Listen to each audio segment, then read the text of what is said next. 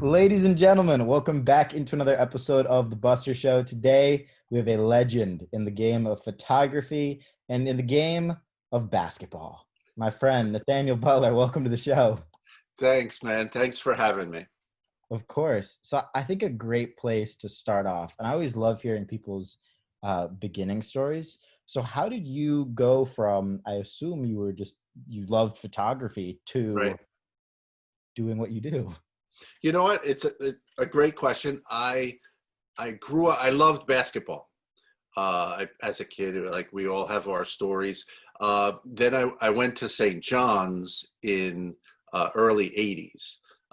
Was nowhere near good enough to play on those teams by far, you know. Was interested in photography and just sort of merged the two. I was friends with guys on the team, started shooting practices, started doing the games, worked for the school newspaper, that kind of thing. Um, and in those days, like was the start of the Big East. St. John's was selling out the Garden, St. John's Georgetown, St. John's Syracuse, and just started shooting then. Um, Went from there to like an apprentice at Sports Illustrated, which was crazy learning experience. For sure. Because for my generation, like Sports Illustrated were the gods of photography. Everyone aspired to be one of those shooters. So to have the opportunity to work with those guys and learn from them was truly amazing. That's Um, awesome. and then just things started rolling. How from back then, I can only imagine, but how much has the photography game changed because of things like social media and print not be really being a thing, Yeah, no, digital? it's crazy. Like literally from shooting a game, whether I was home in my apartment or on the road, shooting a game, going into the bathroom, developing black and white film, looking at it, hanging it in the Oh shower my to God. dry. That's what we did. To now, obviously, I work with NBA. Well, NBA is very progressive with social media.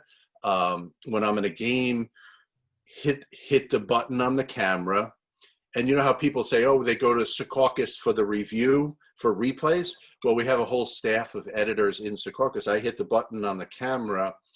All of the games go in through Secaucus, through NBA Entertainment Photo Group, and they'll push something out on Instagram, 10 seconds later to 40 million people, So you're not getting developed, waiting to see if you get the shot. Everything is boom, boom, boom. And it's changed drastically. Yeah, it's really amazing that the NBA is ahead of the game on that front. Do you have a favorite memory, favorite photo that you've ever taken? Is there one like that you have framed in your house and you're like, that's the one? You know what? Good. I have a favorite for a while, and then I always want something more, Yeah. like very early on, my favorite like classic shot was the Magic Junior Sky Hook. Was 1987. Could have been before you were born. I Uh, was born in 2000, so yes, a little tiny bit. 1987 Game 4 of the finals. There's clock's running out. Magic hits his junior skyhook, runs right off the court and wins the game. That was like a great moment. But then you want something more. Over the years, I've been doing this a long time. You go from that to some Jordans. I grew up a Knicks fan. A lot of, the Patrick Ewing up on the table at the Garden.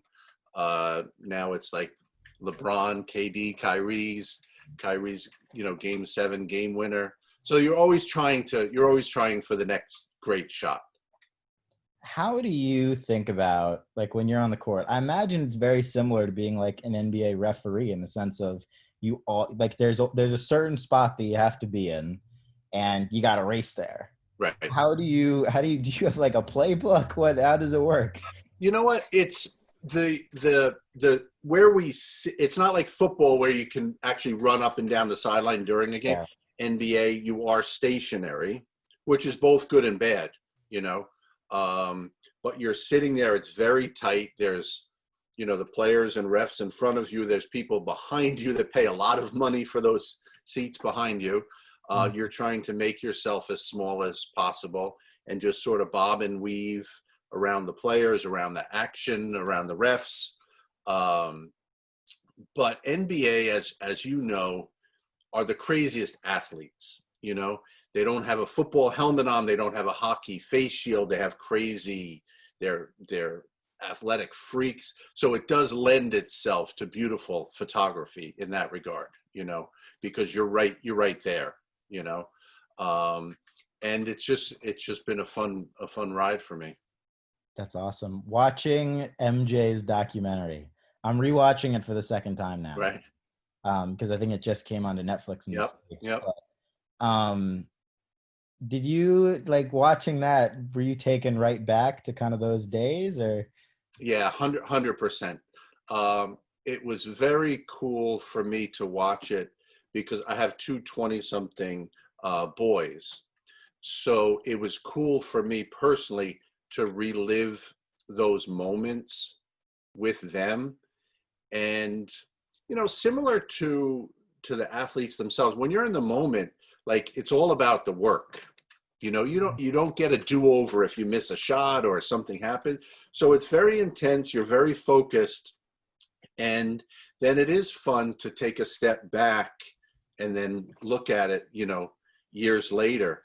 It brought back a crazy flood of memories, and again, experiencing that with my kids was awesome. Dad, you're not kidding. Like, he was a badass. He was pretty good, because now they're a different generation. They're like LeBron fans. They were Kobe fans. Like, it is a different generation, but that was just so much fun to watch and be a part of, for sure.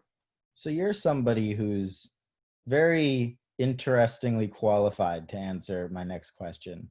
You were there to watch all these different generations of basketball players. Are you in the camp of, let's not compare generation to generation because they're so different from each other? Or is it just basketball is basketball?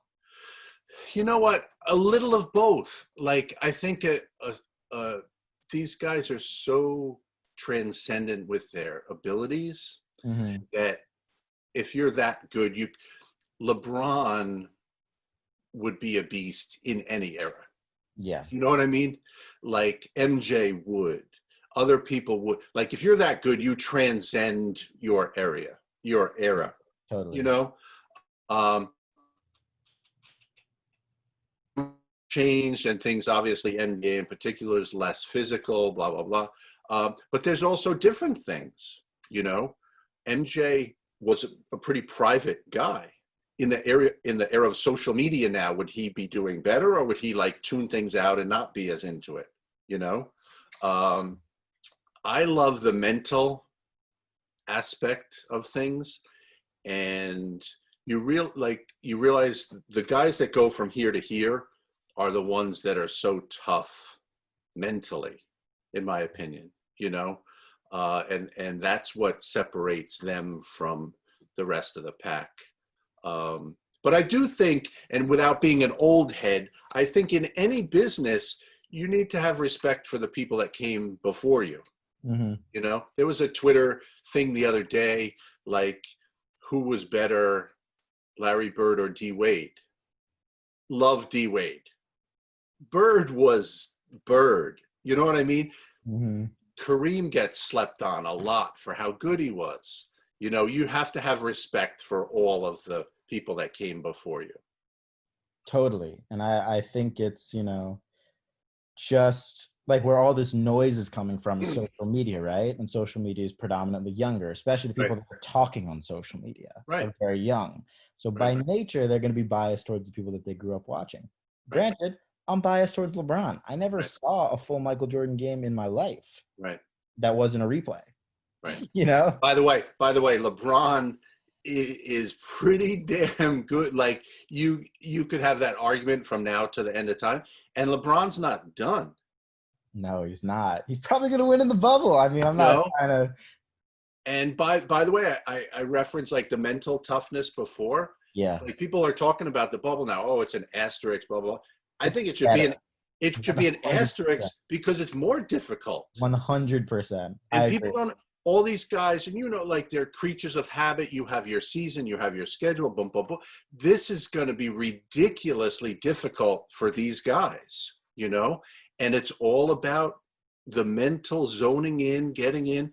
And LeBron is not done. It's year 17. It's crazy how good he is. I'm totally with you. I think it's way more impressive, but it's also anyone's game. Whereas in a normal playoffs, I would not say, Right. you would never hear me saying the Memphis Grizzlies and Denver Nuggets. Like all these Right. random teams have chances, but they Right. all do. Right. And it's going to be interesting because there's no travel. Mm-hmm. So, like, yes, you have a game, boom, it's 20 minutes back to the hotel. You're iced down, you're getting your therapy. They're not going to play back to backs, but there's no travel. You can get in a routine. So, whatever team mentally can adapt to all of these changes, everyone's in the same boat, but it's going to be very, very interesting. Yeah, and I start thinking about like the most mentally tough guys, and I start like bouncing like LeBron, Jimmy Butler, like Yep, those are some of the names that pop in my head. absolutely. What do you think is mental toughness for a player? Who have you seen in your time around the NBA where you're like, I can tell that that guy has this, and if you have You know any what? about it. There's a common denominator. The superstar guys have it. You know, you saw, with that last dance with MJ, the way he was focused.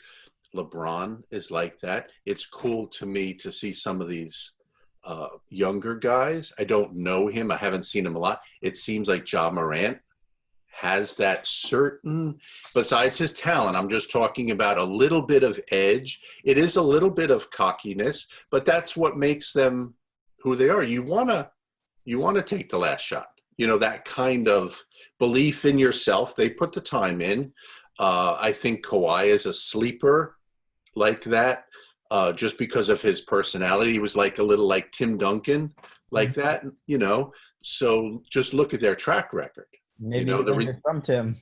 no, the results speak for themselves. People have different personalities. A lot of people didn't like Tim because he wasn't friendly with the media. But I loved him because I respected. He was consistent. That was his personality. So I thought it was great. He just cared about hoops. Yeah. I wanted to ask about Game 7, the LeBron block. I've seen the photo on your page. Right. How? You know what? It's just that we have, for those big games, we have what we call remote cameras set up everywhere.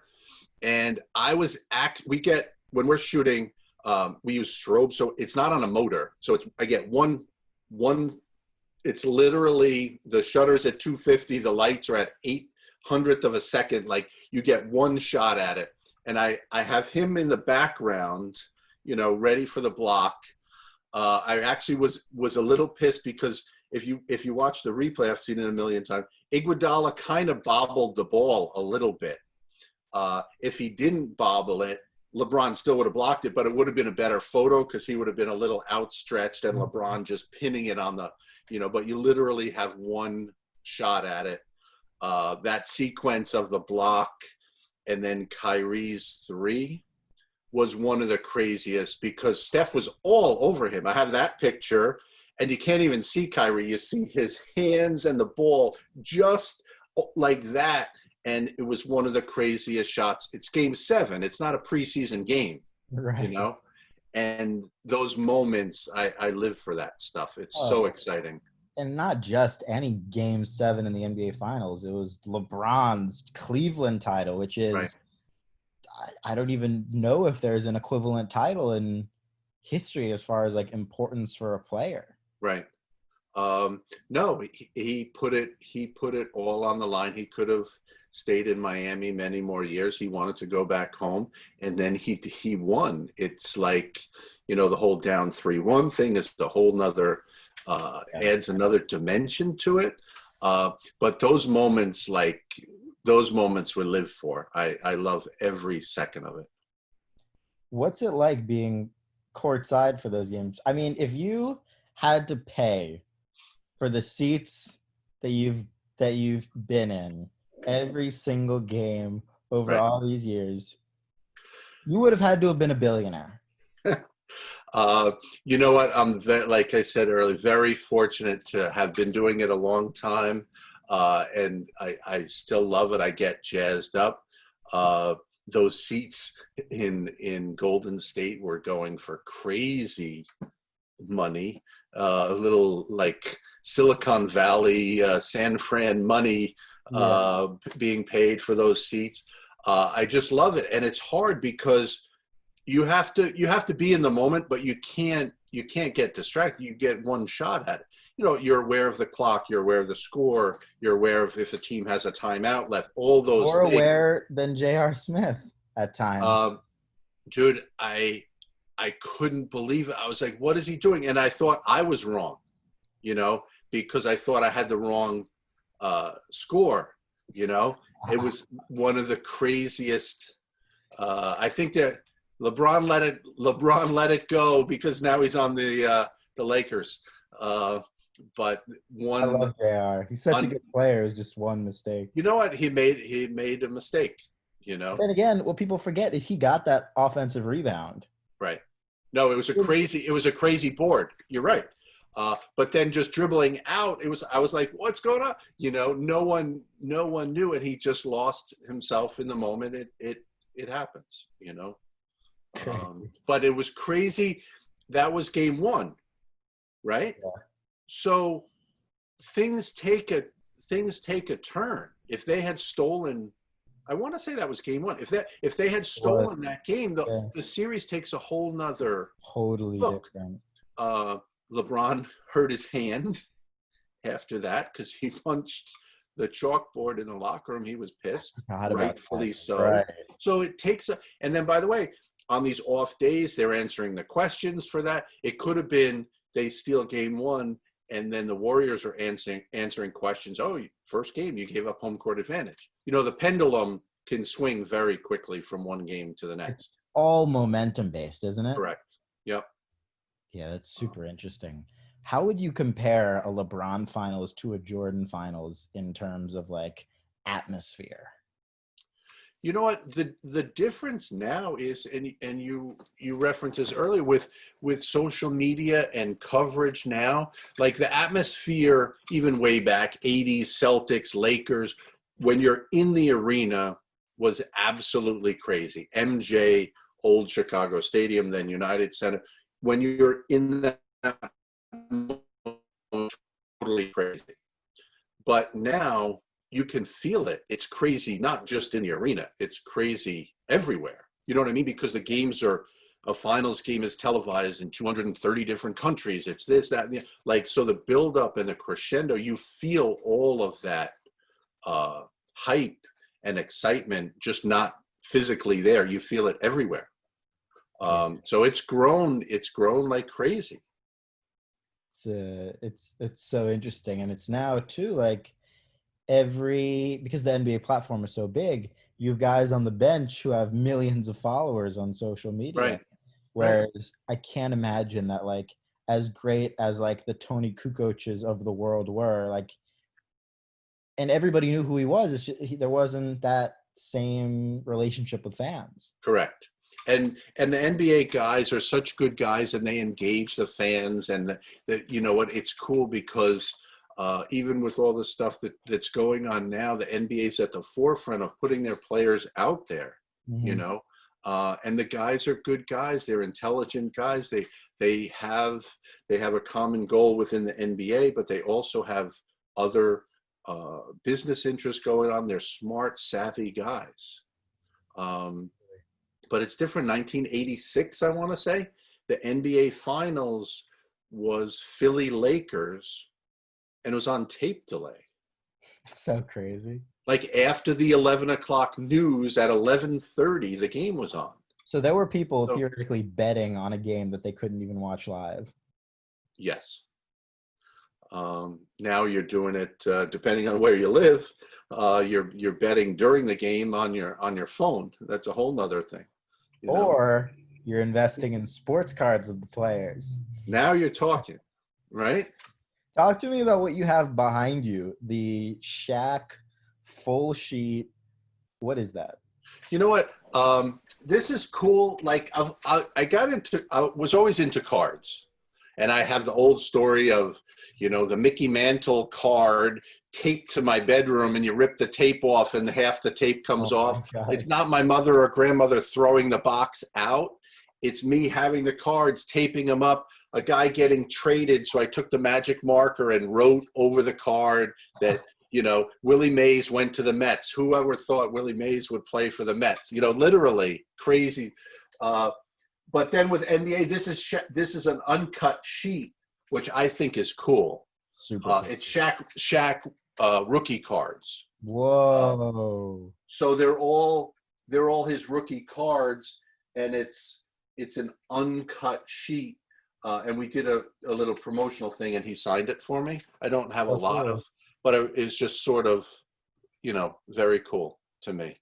You alluded to another story about Michael Jordan and the Olympics and a sneaker, but I didn't want you to tell it to me beforehand. I wanted to say it for the podcast. You know what? It's crazy, because of Last Dance, all the Jordan memorabilia became like so hot. And again, I never really thought of, collecting per se. Mhm. But I have two goofy stories. The Jordan story, 92 Dream Team. My room was like 3 doors down from him. We had spent like 4 or 5 weeks together from training camp all the way through the Olympics. So the last day, everyone's like saying goodbye. It's like the last day of summer camp or something. And he had a pile of sneakers in his. So I walked by, there was a pile of shoes. Hey, Nat, you want one? I was like, no, I have no room. Like, I had just literally gone shopping. I was newly married, had a baby at home, got the I Love Barcelona cheesy heart $5 t-shirt. I had packed up my clothes, my cameras, and I was like, yeah, I don't have any room. And I'm like, I'm an idiot. Like, I could have left my clothes there, I left my cameras there and came home with 2 MJ sneakers, and that would be more valuable than any of the crap I brought home from Barcelona.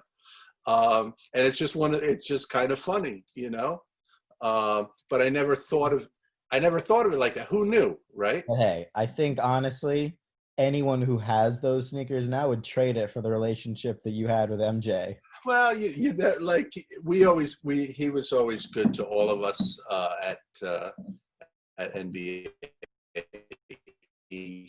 But I never really I started getting into cards mainly because when I started taking my photos, and then my photos were used on cards. Oh, that's so So it's like, cool. oh, I didn't even think about I want to that. have So I want to have something that to show my kids, that, oh, that's my picture. That's my picture of MJ or Shaq or whoever down over the years. Do you Uh, know who took the MJ rookie card I photo? do.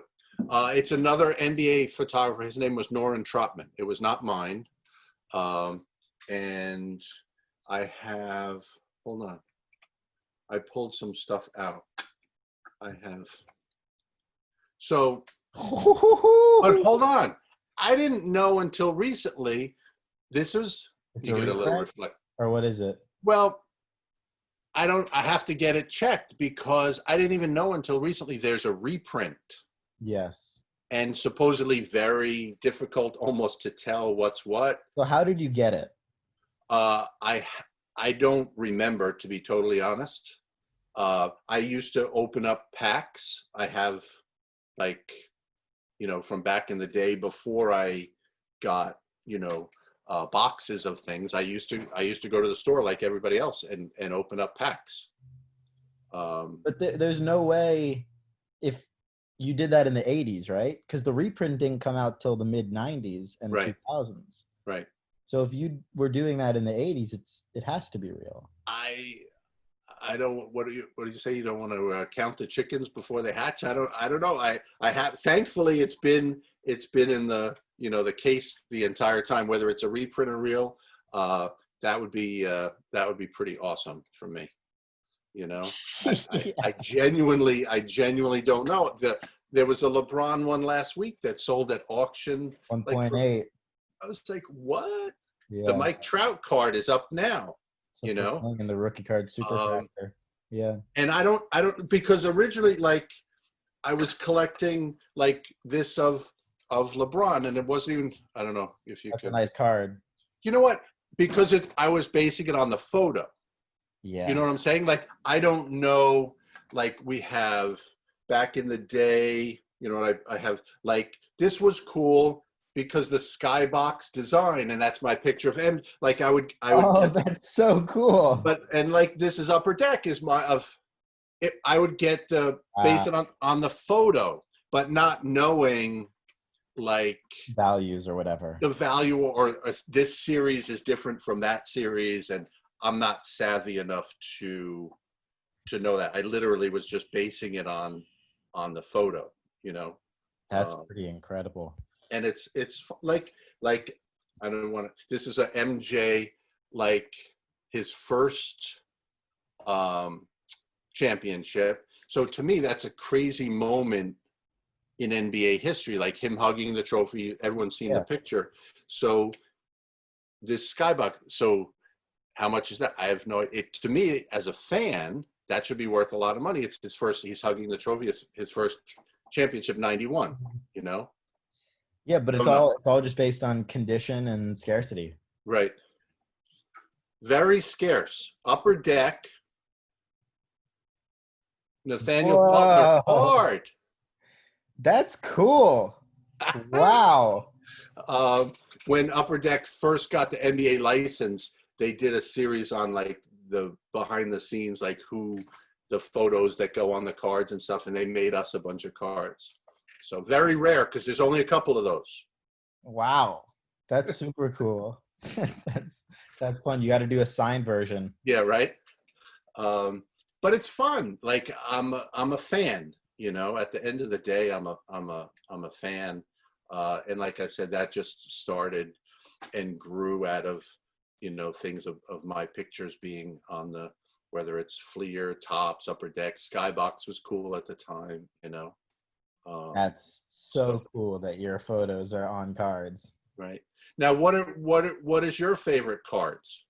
What are your My favorite? favorite, I I like investing in like rookies that I think are going to be great. Like because Right. I used to predict the way that I started everything was through fantasy basketball. I used to blog about Right. fantasy basketball when I Yep. was 14, 15. And Yep. then I just started talking about the NBA and put all the other stuff aside. Yep. And then getting back into cards last summer, I started looking at the guys who I'm like, I think Trae Young's going to be really good. I think, you know, this guy and that guy, they're all going to be really good. So I'm going to put some stuff and some thought behind these guys. I'm going to talk to them. So like I'll have them on my podcast, Right. you know, talk with them, learn about their diet, like practice. I'm the same thing as an agent. I'm just not paying Yeah. the guy. Right. But that's cool. Like I saw the Kendrick Perkins that you had on Yes. uh, about his rookie, and that was like a crazy one of one. Because Yeah.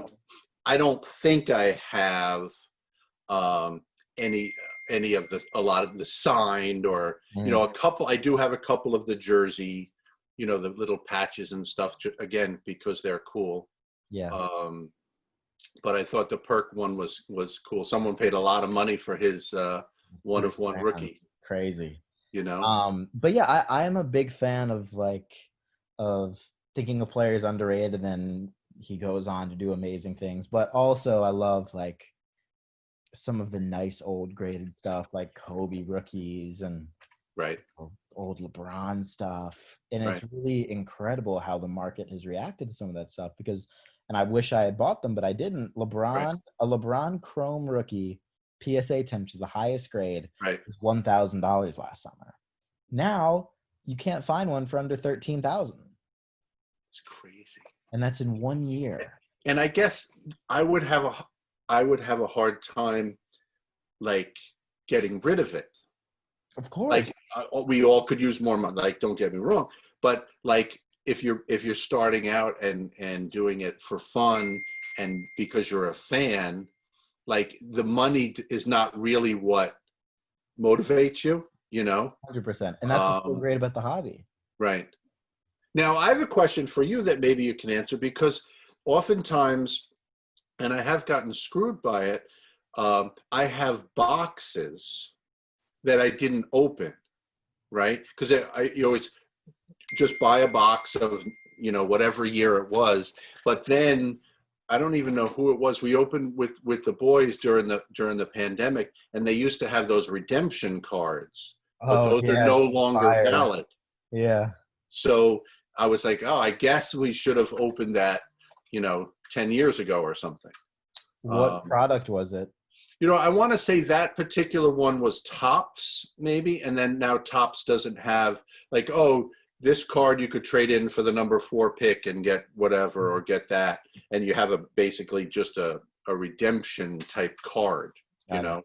Yeah, or so it was a little older. My advice for if you have any other sealed stuff, do not open it. gotcha. It's worth a hell of a lot more unopened Okay. than it No, is but open. those are I actually I bought one this year, because both, this is the Panini certified, Yes. because the boy, again, my boys were, Zion fans. So Yep. you keep it sealed. Do you open it and hope that you get a crazy Zion So rookie here's card? Like, with older stuff that's like really valuable, like if you had any whatever 1986 sealed box or 2003 sealed boxes or right, 2008 or 7 Kevin Durant rookie or like that kind of stuff, do not open that. It okay, will continue to rise in value without right, opening it because the demand's just going to increase. right, Newer stuff like that, it's fun to open it. It's right, not going to go up that much in the next 5 years for a right. product like that. If it was Prism or like National Treasures, I would say don't open it. But for something like that, it can be Gotcha. really fun, and sometimes that's worth it as well because there Right. is the fun and entertainment No, factor. I used to get like these little packs that are Yeah, put in the stockings at Christmas time for the kids, and yeah. we would sit there and rip them. It's fun, So much And fun.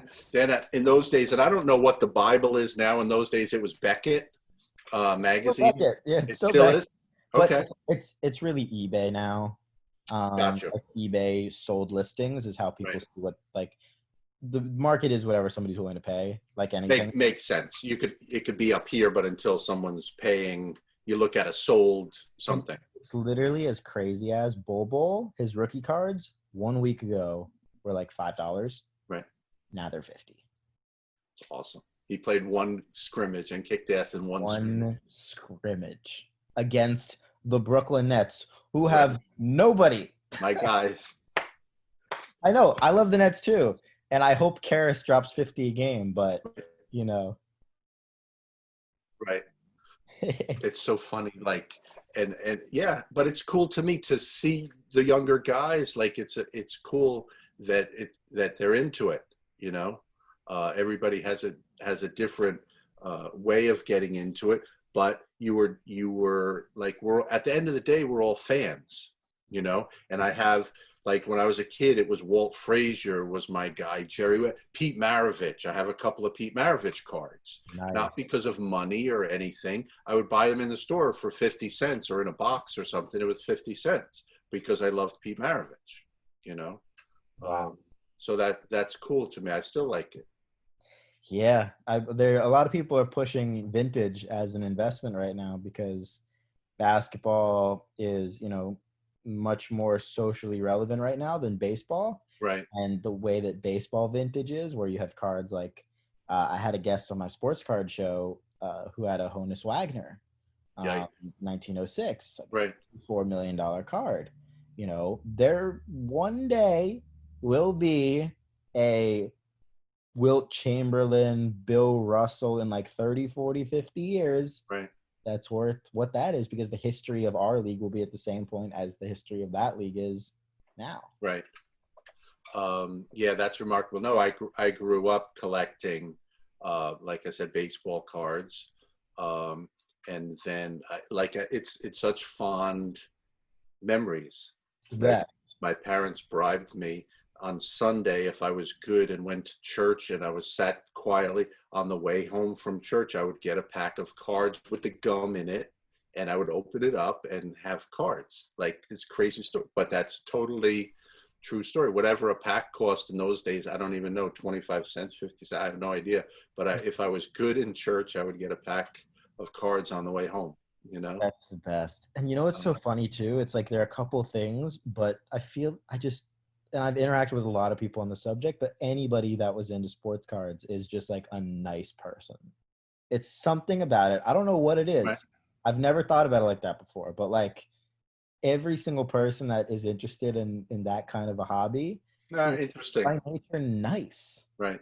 No, it's it, because like I said, now I genuinely get, as my kids have gotten older, like I have great joy, like from when they were young, opening them up at Christmas or whatever, to during the quarantine times, we were going through like cleaning out the basement kind of stuff, looking at old, and it just, the memories come flooding back. I love it. I wish I had more. I wish I had more, but you're not in it for the money. You know, Totally. you're really not. And that's why they are worth what they are, because nobody was. Right.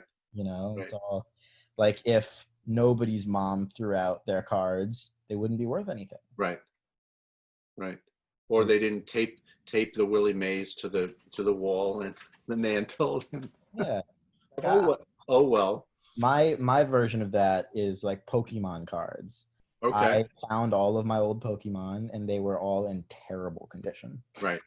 But if they were Um, in great condition, and I'm like looking into that world too because it's super interesting. right. Because essentially, really quick in 15 seconds, Pokemon launched in 1999. It's the biggest Yep. entertainment brand of all time, $90 billion. Star Wars is number two, 40 billion in the last 40 years.